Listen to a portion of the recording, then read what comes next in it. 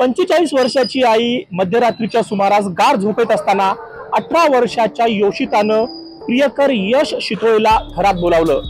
मध्यरात्री 2:30 वाजण्याच्या सुमारास यश घरात आला। घरात येतात योशितानं त्याच्या हातात हातोडा दिला आणि त्यानंतर या दोघांनी गाढ झोपेत असणाऱ्या आईचा अतिशय निर्घुणरित्या खून केला। दोघांनी मिळून आईच्या डोक्यात हातोड्याने वार केले आणि अतिशय निर्घुणपणे तिला संपवलं। एकुलती एक असलेली योशिता इतक्यावर थांबली नाही, तर तिने दुसऱ्या दिवशी आई बाथरूम मध्ये घसरून पडल्याचा बनाव रचला। मात्र पोलिसांच्या चाणाक्ष नजरेनं बरोबर हेरलं होतं। हे काहीतरी भलतंच आहे असा त्यांना संशय होता आणि त्यांनी योशिताला ताब्यात घेऊन अधिक चौकशी केली असता उघडकीस आलं भयंकर सत्य।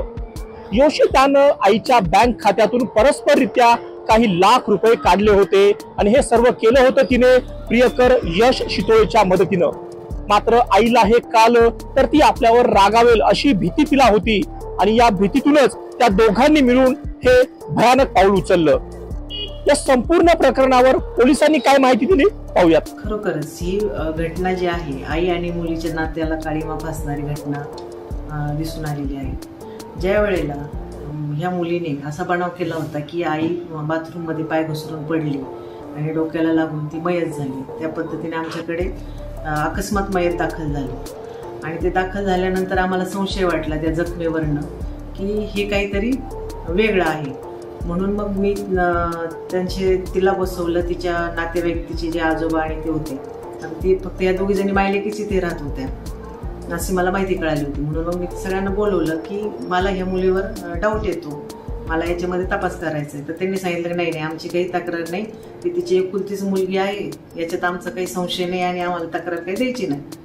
म्हणून मग ती निघाली। पण मी त्यांना त्या आजोबांना आणि तिचे जे काका मामा आहेत त्यांना भेटून सांगितलं की मला याच्यावर डाऊट येतो, तुम्हाला आता त्रासिक वाटते मी प्रश्न विचारते, पण तिला तुम्ही विश्वासात घेऊन जरा विचारा की याच्यामध्ये काय झालेलं आहे। मग त्यावेळेला त्यांनी तिच्याकडे विचारणा केली तर त्यांनी तिला विचारणा केल्यावर ती फक्त म्हटली की हो मारली, पण त्यानंतर ती काहीच बोलत नव्हती। मग माझ्यासमोर परत आणलं आणि मग मी त्याच्यामध्ये तिच्याकडे तपास केला। त्यावेळेला तिने सगळं स्टोरी सांगितली की तिने आणि तिच्या जो प्रियकर होता त्या दोघांनी त्या आईच्या अकाउंटमधून 1.5 ते 2 लाख रुपये वेळोवेळी 25-30 हजार रुपये याप्रमाणे त्यांनी पैसे काढले होते।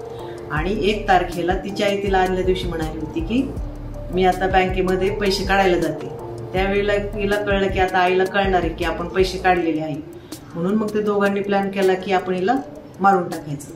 म्हणून मग त्या रात्री तिने 3:30 वाजता त्याला बोलून घेतलं आणि घरातच ती हातोडी होती, तिने त्या हातोडीने वार करून तिला मारलेला आहे आणि ते बनाव करून तिने सगळं वेगळ्या पद्धतीने ते मांडलं होतं। पण हे खुनाचा तपास यामध्ये लागलेला आहे।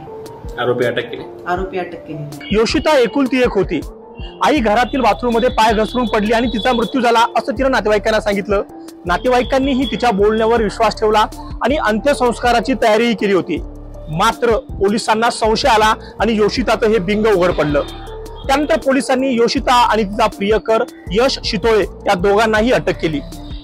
पुण्याहून सुरेश वांडेकर सह किरण शिंदे, लोकमत.com।